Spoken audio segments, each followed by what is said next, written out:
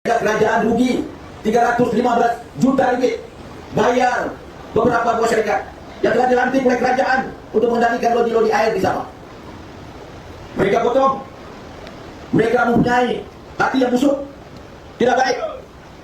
Bayangkan apabila mereka potong, mereka kembalikan kepada jabatan air, dan di sana mereka juga melantik syarikat-syarikat pengendali penyelenggaraan lodi-lodi air.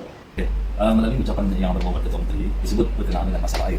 Itu masalah air. Jadi saya telah tulis beberapa poin penting untuk saya terangkan kemudian. Daripada ucapan yang berbobot Ketua Menteri, dia mengatakan bahwa kerajaan yang lepas yaitu kerajaan warisan balas dendam memotong syarikat konsesi.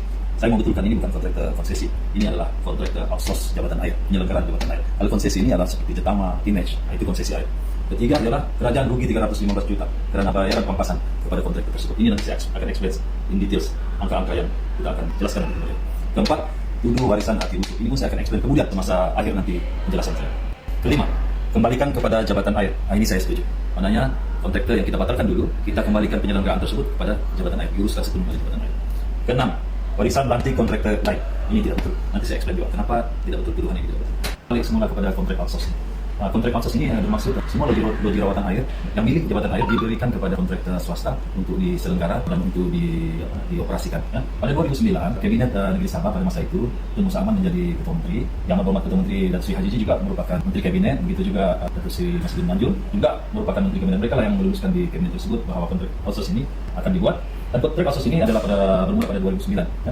2009 hingga 2035 yang diberikan secara berperingkat. Kontrak itu membabitkan 20 tahun, ya. Dan 9 kontraktor yang terlibat yang telah dilantik. Juga melibatkan 3 empangan dan 58 loji rawatan air seluruh Sabah. Dan nilai kontrak tersebut adalah RM 186 juta 978 setahun. Jadi kalau kita kali 20 tahun berarti RM 3.739 bilion selama 20 tahun. Oke, pada 14 Desember 2018 bila Kerajaan Warisan mengambil alih, kita telah memutuskan dalam kabinet meeting juga bahwa kontrak ini perlu ditamatkan atas sebab-sebab tertentu. Ya. Pada masa itu Datuk Syafie adalah sebagai Ketua Menteri, Christina juga adalah Menteri Kabinet daripada PKR, Ewan Benedict juga adalah Menteri Kabinet daripada APCO, begitu juga Jin Jofong Menteri Kabinet, begitu juga Peng Kifong adalah Menteri Kabinet pada masa itu, dan secara konsensus dan bersetuju untuk menamatkan kontrak outsource tersebut. Ya. Pada masa itu 2018, baki kontrak adalah selama 10 hingga 16 tahun lagi. Maknanya ada yang tambah 10 tahun, ada yang tambah 11 tahun, ada yang 12 tahun, ada yang 13 tahun, ada 14 tahun, ada yang 15 tahun, dan maksimum 16 tahun pada 2018. So bila saya prorata ambillah 13 tahun, yaitu 186.978.138.80 kali 13 tahun. Jadi nilainya adalah kontrak tersebut adalah 2.43 bilion. Jadi selepas penempatan kontrak tersebut, apa implikasinya? Sudah semestinya kontraktor ini memfailkan saman kepada kerajaan, yaitu tuntutan sebanyak RM 315 juta 249.436 ringgit 51 sen. Ini yang disebut oleh Datuk Seri Haji Ketua Menteri bahwa kerajaan rugi 315 juta. Ya. Nanti kita tengok sama ada rugi ataupun ada penjimatan. Ya. Zaman warisan, kita telah putuskan walaupun mereka menuntut dibawa ke mahkamah, kita akan lawan di mahkamah. Maknanya kerajaan akan defend, sebab kita juga ada asas tertentu kenapa kita tamatkan kontrak tersebut, dan kita dapati banyak juga kontrak perjanjian yang bersebelah. Tapi bila zaman JRS tidak mau lawan di mahkamah. Mereka panggil kontraktor, jumpa, bincang-bincang, runding-runding di luar mahkamah, dan akhirnya mereka setuju bayar RM 315 juta 249.436.41. Ini yang dituntut. Ini yang dicakap Ketua Menteri itu bahwa 315 juta kerajaan rugi. Kita tengok sama ada rugi ataupun kerajaan akan jimat secara jangka panjang. Ya, kita sebut tadi bahwa prorata kontrak tersebut masih ada sisa 10 hingga 16 tahun. Jadi inilah prorata 10 hingga 16 tahun. 10 hingga 16 tahun itu bernilai 2.430718 804.40 2.43 bilion lah. Jadi bila mana kita tamatkan kontrak, maknanya ini tidak perlu dibayar lagi kepada kontraktor lah. Jadi yang hanya dibayar yang JRS setuju adalah 315 249 430.51. Jadi maknanya ada lagi 2 bilion 115 juta 469.367 ringgit 89 sen. Dari segi jangka panjang sudah pasti adalah penjimatan kepada kerajaan negeri. Penjimat 2.1 bilion. Jadi cukup jelas apa penerangan daripada Adun Merotai, Tuan Sarifuddin Hattah. Rakyat Sabah, tolong Atan share, repost dan juga viralkan VTT ini supaya penjelasan daripada Atan ini dapat sampai kepada Haji Jinor, Ketua Menteri Sabah.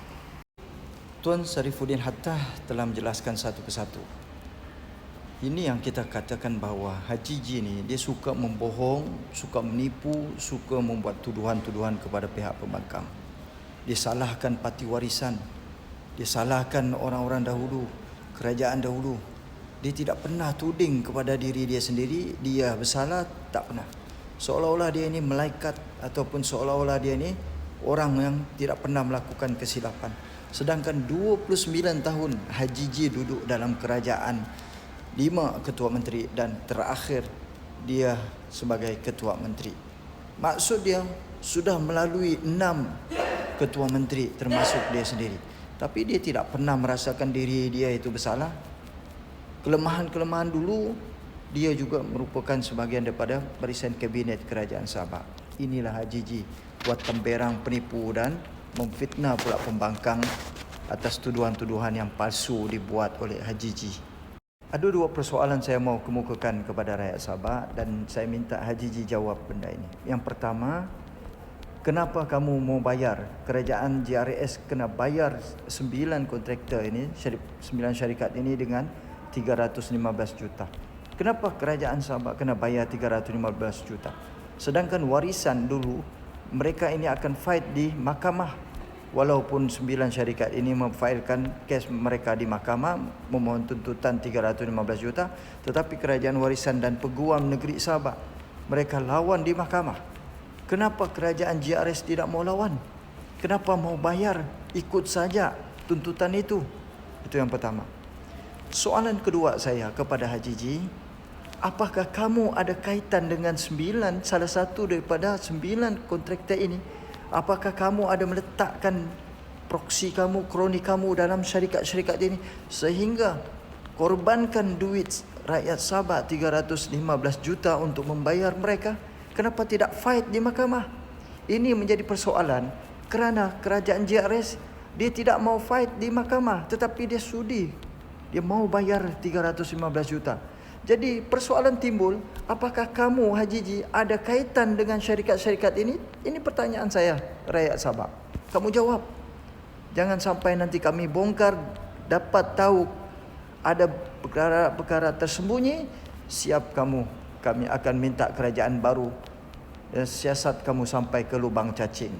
Jadi jawab dua persoalan ini Haji G, jangan lari. Sila duduk, jangan lari.